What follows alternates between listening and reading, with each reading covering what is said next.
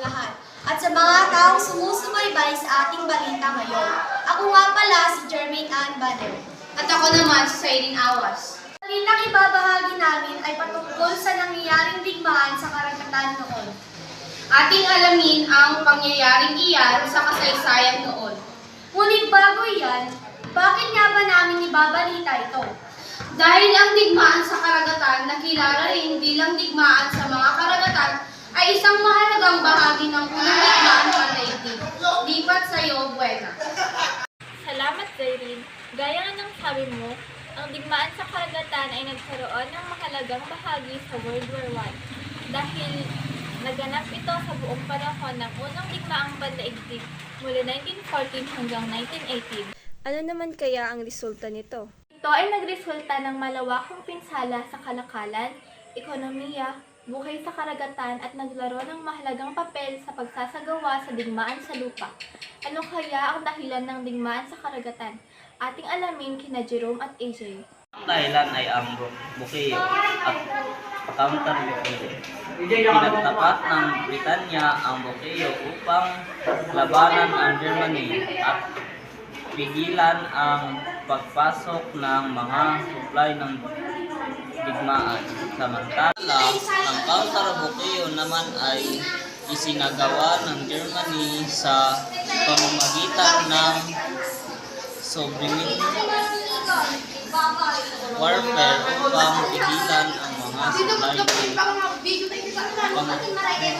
papunta sa Britanya. Walang dahilan ay ang pagsisikap ng pigilan ang kalakalan ng kalaban. Ang mga bansa sa digmaan ay nagtangka na pigilan ang kalakalan ng kanilang mga kalaban upang humigit sa kanilang kakayahan sa digmaan at pagtatanggol sa kanilang sarili. Yan ang mga dahilan. Ano-anong bansa naman ang kasali sa digmaan? Lipat sa Ipay.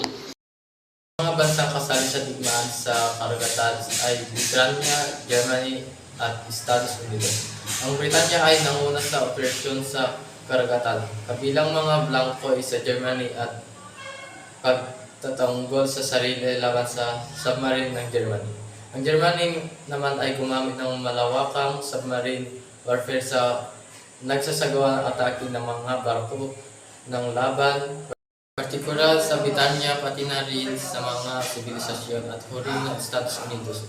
Unang manatiling neutral ng digmaan ang paglusod ng RMS Lusitania. Sa karamihan sa pasero ay mga Amerikano ay nagtulak sa Estados Unidos na pumasok sa digmaan laban sa Germany noong 1917. Ating alamin kung sino-sino ang mga mahahalagang tao ang may kinalaman sa digmaang ito sa tulong ni Krisa. Si Woodrow Wilson, pangalan ng Estados Unidos na nagdesisyon ipasok ang bansa sa digmaang noong 1917. Pangalawa ay si Kaiser Wilhelm II, Emperador ng Germany. Siya ay nagbigay ng direktiba sa mga operasyon ng submarine warfare na nagresulta sa maraming pag-atake sa mga sibilyan at barko ng kalaban. At huli, David Lloyd George, Pangulo ng Britanya. Ang kanyang liderato ay naging mahalaga sa pagtanggol ng Britanya laban sa mga atake ng submarine ng Germany. Balik sa inyo, Jermaine. Pagpapatuloy natin iyon mamaya. May papanoorin muna tayo may clip. Oo nga, dahil likas ngang napakaraming naganap sa nakaraang unang digmaan. Ating panoorin ang video may kaugnayan rito.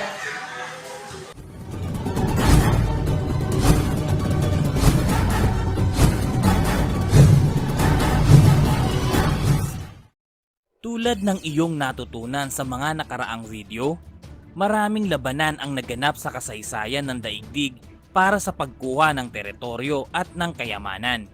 Subalit sa pagpasok ng ika-20 siglo, isang pangyayaring hindi pa nasasaksiyan noon sa kasaysayan ng daigdig ang naganap. isang ganap na digmaan na nilahukan ng maraming bansa sa daigdig. Ito ang unang digmaang pandaigdig. Kauna-unahang ganap na digmaan. Ito ang isang paglalarawan sa digmaang naganap noong 1914 hanggang 1918. Sa unang pagkakataon, ginamit ng mga bansa ang kabuuan ng kanilang populasyon at yaman upang matiyak ang tagumpay sa digmaan. Nilahukan din ito ng maraming bansa sa daigdig. Samantala, bagamat noong una ay nanatiling neutral ang Estados Unidos sa kabila ng pagiging kaalyansa nito sa Allied Forces, nakilahok na rin ito sa digmaan noong April 2, 1917 sa utos ni Pangulong Woodrow Wilson ng Estados Unidos. Pangunahing dahilan nito ang dalawang pangyayari. Una, ang pagpapatupad ng Germany ng Unrestricted Submarine Warfare, kung saan pinasabog ang lahat ng sasakyang pandagat malapit sa Great Britain. Ikalawa ay ang pagtuklas ng Zimmermann Note, kung saan nakasaad na tutulungan ng Germany na mabawi ng Mexico ang teritoryo nito mula sa Estados Unidos kung papanig ito sa kanila. Namin naman ang ilang mahalagang pangyayari sa digmaan ito. Lipat sa inyo, Nika at Marvin. Ito nga ang ilang mahalagang pangyayari na naganap sa digmaan sa karagatan. Simulan mo, partner Marvin. Una nga ay ang mga Britain ay natagpuan ang Bioko sa mga karagatan upang pigilan ang paggalaw ng kalakal at supply papunta sa mga bansang kalaban, lalo na ang Germany. Dito ng ekonomikong hirap sa mga bansang naapektuhan ng Bioko. Pangalawa naman ay pakikilahok ng submarine kung saan ang Germany ay gumamit ng submarine upang manakot at atakihin ang mga barko ng kalaban, kabilang na ang mga sibilyan na barko. Isa sa mga pinakakilalang pangyayari nito ay ang paghubog ng RMS Lusitania noong 1915, kung saan libo-libong sibilyan mula sa Britanya at Estados Unidos ang namatay. Pangatlo, ang mga pag-atake sa Lusitania.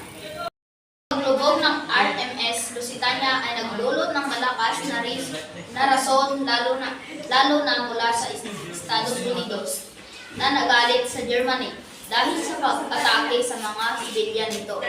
Ito ay naging isang mahalagang bahagi ng pagpapalakas ng anti-German settlement sa Amerika.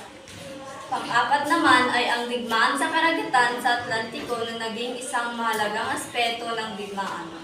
Ang mga barkong pandigma kabilang ang mga submarine ay naglaban-laban sa pamamagitan ng atake at depensa. At panghuli, ang pagpapalakas ng kampanya. Ang bansa na may malakas na flotang pandigma, tulad ng Britanya at Germany, ay nagsagawa ng mga kampanya upang kontrolin ang mga ruta, kalakalan at pandepensahan ang kanilang sarili mula sa atake ng kalaban. Alamin natin ang ibang detalye kay Buena. At ito nga ang huling impormasyon ukol sa digmaan sa karagatan. Isa-isahin ko ang mga kaganapan. Sa unang bahagi ng digmaan, nagkasubukan ang hukbong pandagat ng Germany at Great Britain. Mayarihan ang mga alyado sa dagat. Sa kabilang dako, ang mabibilis na rider at mga sobranimong U-boats ay nakalikha ng malaking pinsala sa kalakalang pandagat ng mga alyado. Sa dakong huli, napalubog ito ng Sydney, isang Australian cruiser. At dyan na nagtatapos ang talakayin namin ito. Balik sa inyo, Jermaine at Zyrene. Na nga, nagtatapos ang aming balita. Salamat sa pagtutok at pagsama sa amin. Hanggang sa wakas ng aming balita, muli, ako si Cyrene Awas. At ako naman si Jermaine Ann Banwa. Salamat at